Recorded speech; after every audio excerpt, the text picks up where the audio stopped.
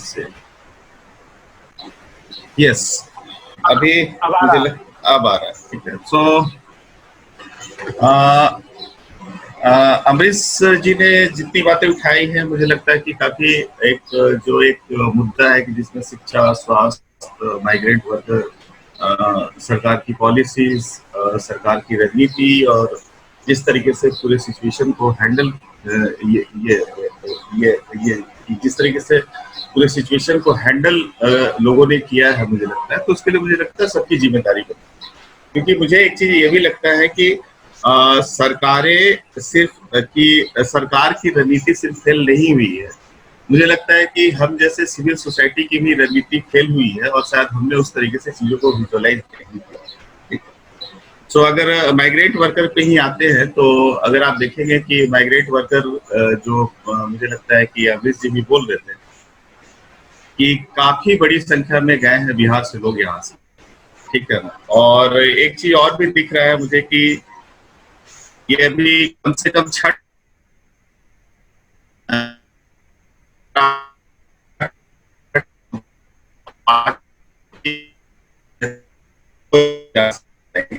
अभी अगर सामान्य रूप से अगर एक डेटा को देखें हम, तो 22 लाख लोगों ने रजिस्ट्रेशन यहाँ पे ये बिहार सरकार के साथ किया है, ठीक है, जिसमें से 4.5 लाख लोग के आसपास आ चुके हैं यहाँ पे, ठीक है ना। और 10 लाख लोगों ने मोटा मोटी बेसिकली आपका श्रमिक स्पेशल ट्रेन में अपने आप को रजिस्टर्ड किया है। तो अगर डेटा को भी देखें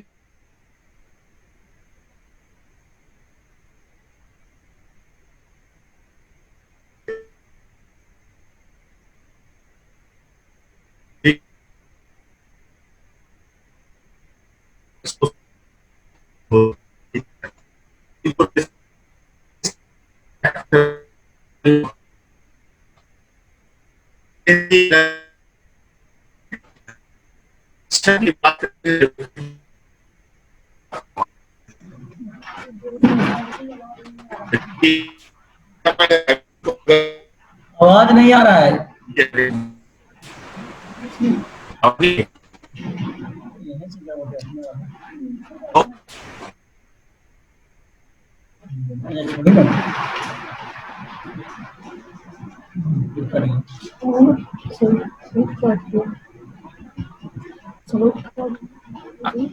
आवाज नहीं मिल रहा है। I think he lost his connection. अभी आवाज नहीं आ रहा है सर।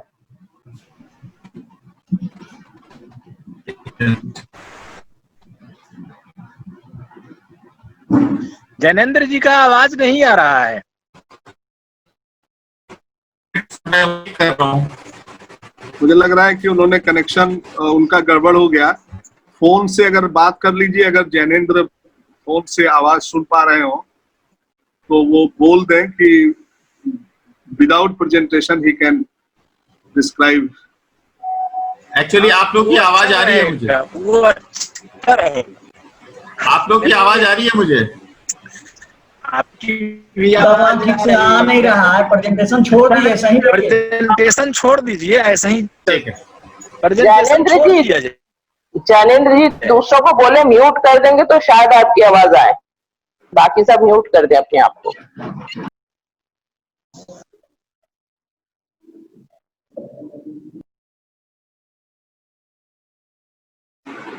आप बगैर प्रेजेंटेशन के बोलिए जैनेंद्र जी। वो मुझे लग रहा है प्रेजेंटेशन की वजह से आपका इंटरनेट कमजोर है। तो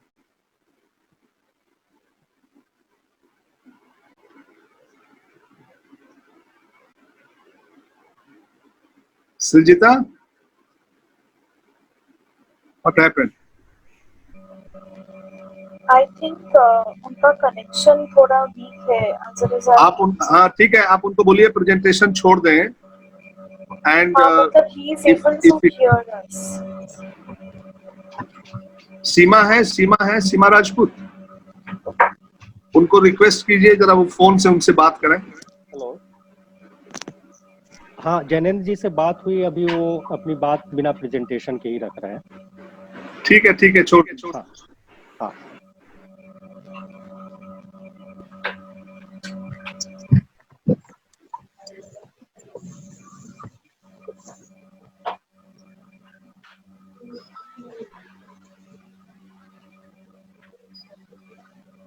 क्या मित्र रंजन? जैनेंद्र अभी दोबारा रिकनेक्ट कर रहे हैं। अभी आवाज आ रही है? मैंने वीडियो ऑफ कर दिया अपना। हाँ हाँ आवाज आ रही है जैनेंद्र जी। ठीक है। तो जो बात हो रही थी बेसिकली कि माइग्रेंट वर्कर की, तो मैं ये बोल रहा था कि अभी ये छठ तक तो नहीं जाएंगे यहाँ से, ठीक है।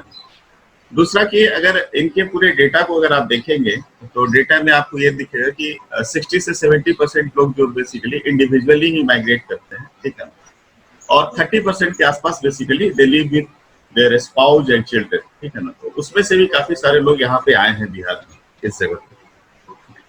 अब जब शिक्षा की हम बात करते हैं तो डेफिनेटली कि शिक्षा की जब बात होगी तो लाइवलीहुड की भी बात होगी, और ये माइग्रेंट वर्कर जब यहाँ पे आ रहे हैं तो डेफिनेटली आपको एक एडिशनल रिसोर्सेस चाहिए होगा, ठीक है ना, नंबर 1।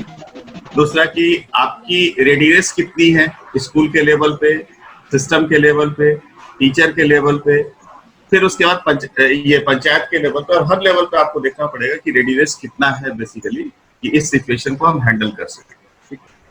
तो इस पूरे अगर बैकग्राउंड में अगर आप देखेंगे तो अभी अगर जो सिचुएशन है बेसिकली सिंपल, अगर हम सिचुएशन को ही एनालाइज कर रहे हैं तो मुझे अभी सिर्फ 4-5 चीजें दिख रही है अभी, ठीक है ना, क्योंकि अभी किसी चीज के बारे में प्रेडिक्ट करना बहुत मुश्किल है, नंबर 1। तो अगर अभी के सिचुएशन को देखते हैं तो एक तो ये है कि लॉकडाउन कंटिन्यू है, नंबर 1। नंबर 2 कि स्कूल अभी तक बंद है। नंबर 3 कि माइग्रेंट वर्कर काफी बड़ी संख्या में यहाँ पे आ रहे हैं, ठीक है ना। नंबर 4 कि अगर आप देखेंगे कि क्वारंटाइन सेंटर जो पहले डिस्ट्रिक्ट लेवल पे था वो अब ब्लॉक लेवल पे शिफ्ट कर चुका है, फिर ब्लॉक लेवल से पंचायत लेवल पे गया है वो, और पंचायत से बेसिकली वो स्कूल लेवल पे चला गया है। तो school is serving as a quarantine centre right now, ठीक है ना। और दूसरा और जो लास्ट पॉइंट है मेरा वो ये है कि future road map is really unpredictable, ठीक है ना। बहुत सारे लोग ई कंटेंट की बात कर रहे हैं, डिजिटल कंटेंट की बात कर रहे हैं, लेकिन मुझे लगता है कि ठीक है वो एक फ्यूचर हो सकता है हमारा, लेकिन अगर करेंट डेटा को अगर हम देखते हैं कि जहां पे अगर आप देखें कि 47% हाउस होल्ड के पास ही 12 घंटे से ज्यादा बिजली आती है, 24% लोगों के पास स्मार्टफोन है, 11% हाउस होल्ड के पास आपके पास कंप्यूटर। तो अगर उस पूरे बैकग्राउंड में देखेंगे, उस पूरे ये बैकड्रॉप को भी ध्यान में रखेंगे तो हम कितना डिजिटल ई कंटेंट, उसकी एक्सेसिबिलिटी, ठीक है ना, उसकी क्वालिटी, और जो सबसे बड़ा सवाल उसमें उठेगा कि क्या शिक्षा का जो उद्देश्य है वो क्या पूरा हो पाएगा।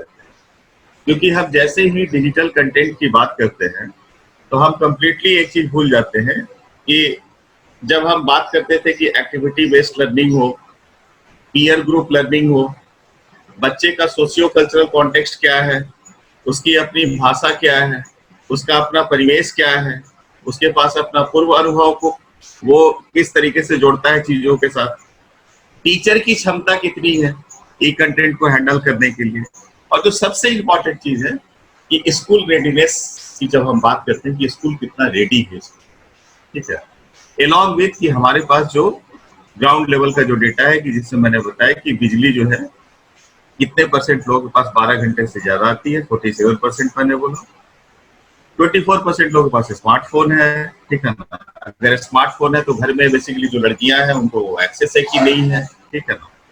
तीसरा ये कि अगर स्मार्टफोन लेके अगर मान लीजिए कि घर का जो मुखिया है वो अगर बाहर चला गया और आपका डिजिटल जो टूल आप अगर आप यूज कर रहे हैं या ई कंटेंट टूल यूज कर रहे हैं उसकी टाइमिंग क्या है, ठीक है ना। तो बहुत सारे ऐसे इशू है कि जो मुझे लगता है कि सही में एक देखने, समझने और सोचने की जरूरत है कि ये होना चाहिए कि नहीं होना चाहिए।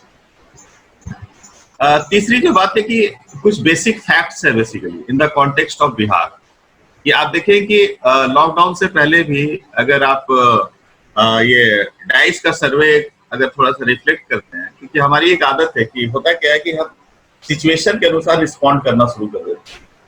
सिचुएशन के अनुसार रिस्पॉन्ड करना चाहिए, लेकिन अपने हिस्ट्री को भी नहीं भूलना चाहिए, क्योंकि अगर आपका हिस्ट्री में अगर कोई तो आपका जो अभी का सिचुएशन है उसके साथ बेसिकली मर्ज होके ही दिखेगा। तो अगर आप डाइस का डेटा देखेंगे, हमारे पास टीचर्स पीपल रेशियो जो था वो 59:1 था। इसका मतलब कि 59 बच्चे पे हमारे पास एक टीचर होते थे, ठीक है।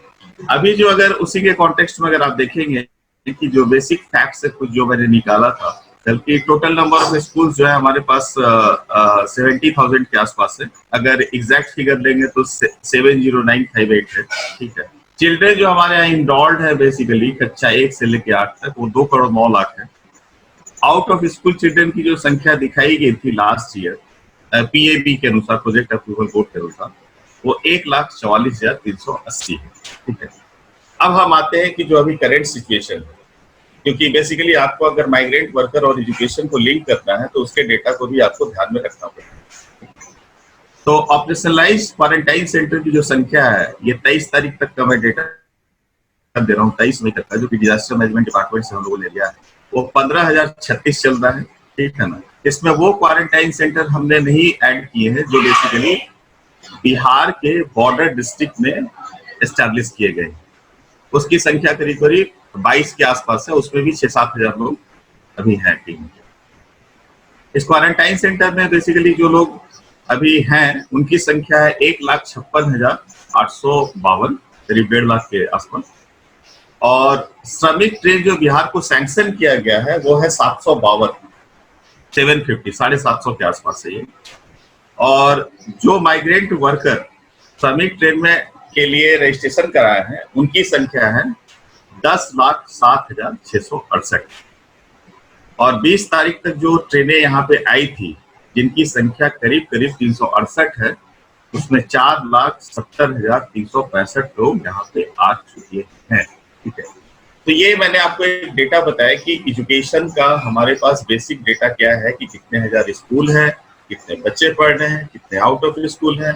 साथ में मैंने उसको लिंक करने का कोशिश किया है कि माइग्रेंट वर्कर को लेके जो क्वारंटाइन सेंटर है, जो श्रमिक ट्रेन की जो बात हो रही है, कितने लोग आए हैं, तो अगर दोनों को अगर आप मर्ज करेंगे तो आपको एक पिक्चर जो है बेसिकली बड़ा पिक्चर दिखना शुरू हो जाएगा कि है क्या।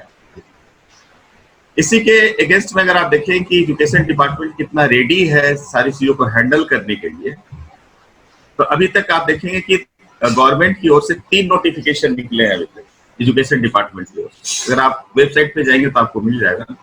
वो 3 नोटिफिकेशन जो है बेसिकली एक स्कूल क्लोजर को लेकर निकला था जिससे लॉकडाउन स्टार्ट हुआ था। दूसरा ये नोटिफिकेशन निकला है बच्चे एग्जाम नहीं होगा और बच्चे को बेसिकली नेक्स्ट क्लास में प्रपोज करना है, ठीक है। तीसरा नोटिफिकेशन निकला है, वो निकला है कि ऑनलाइन टीचिंग लर्निंग प्रोसेस को इनिशिएट करने। तो अभी अगर आप देखें बिहार के कॉन्टेक्स्ट में कि जो ऑनलाइन टीचिंग लर्निंग प्रोसेस को जो इनिशिएशन हुआ है यहाँ पे, तो इनिशिएट इस डेटा को फिर बताइए, अभी जो डेटा पढ़ रहे थे।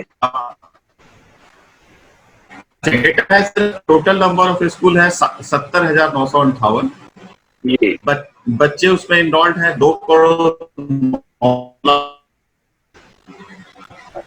आउट ऑफ स्कूल चिल्ड्रन है 19-20 के अनुसार 1,44,380।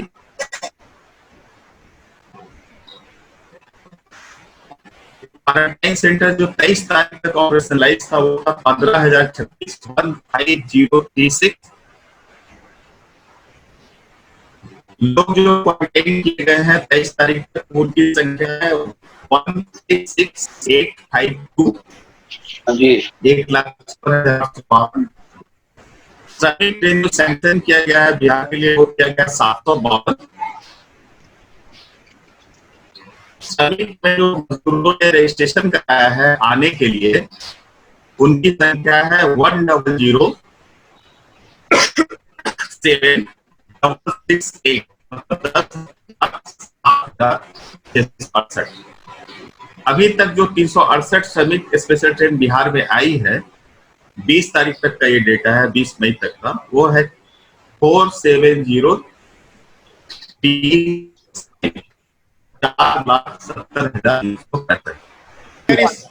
पूरे सिचुएशन को अगर आप एनालाइज करके थोड़ा फोरकास्ट करने की कोशिश करें, लेकिन मैंने के स्टार्ट में बोला था कि अनप्रेडिक्टेबल सिचुएशन है, तो मैं भी यहाँ पे रिस्क ही ले रहा हूँ कि अगर फोरकास्ट करने की कोशिश कर रहा हूँ, ठीक है। लेकिन कुछ चीजें तो बेसिकली आपके अपने अनुभव से दिखती है, वो ये दिखती है कि डेफिनेटली जो माइग्रेंट वर्कर फैमिली के साथ आएंगे तो आउट ऑफ स्कूल का जो एक संख्या है हमारे पास उसका जुड़ेगा। दूसरा ये है कि ये जितने भी प्राइवेट वर्कर है, आप इनकम देखेंगे तो एवरेज इनकम जो इनका रुपीज से लेके 450 रुपीज के आसपास इनका ये था, इनकम था, ठीक है ना। तो डेफिनेटली गांव में अगर आप ये देखेंगे तो मुझे लगता है कि डिमांड कम हो जाएगा और सप्लाई ज्यादा हो जाएगा। तो उसका एक रिजल्टेंट फैक्टर ये हो सकता है कि child trafficking, bonded labour, child labour और चाइल्ड मैरिज के रूप में बहुत सारी चीजें आपको दिखनी शुरू हो जाएगी, ठीक है ना। डेफिनेटली जी एक मिनट, यह कुछ लंबा हो रहा है, इसको जल्दी से समाप्त कर दीजिए। और बीच बीच में आवाज भी कट जा रही है, और अच्छा PDF अवेलेबल करा दीजिए।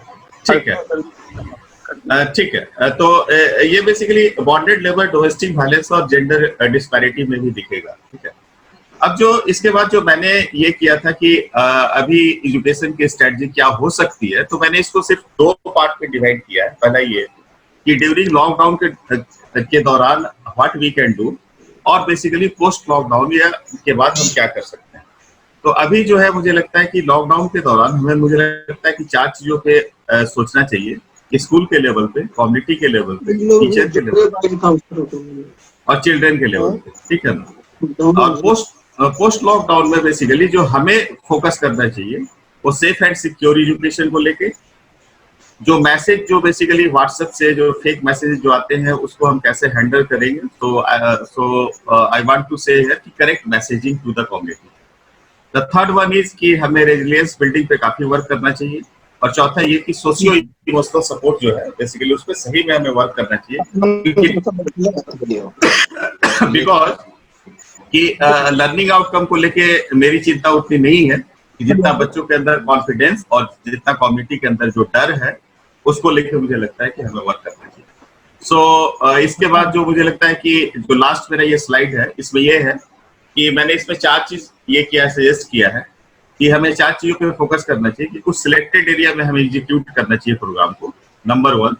नंबर 2, एडवोकेसी पे फोकस करना चाहिए, ठीक है ना। दूसरा ये कि प्लानिंग प्रोसेस में हमें पार्टिसिपेट करना चाहिए और नॉलेज शेयरिंग करनी चाहिए, ठीक है ना। और एक ज्वाइंट एफर्ट होना चाहिए in spreading correct messaging to the community, ठीक है। तो ये 4 चीज मैंने सजेस्ट किया है, और मैं अब अनिल राय जी को बोलूंगा कि ओवर टू अनिल राय जी कि अब आप सेशन को फिर इस जगह से आगे ले जाएं। Thank you.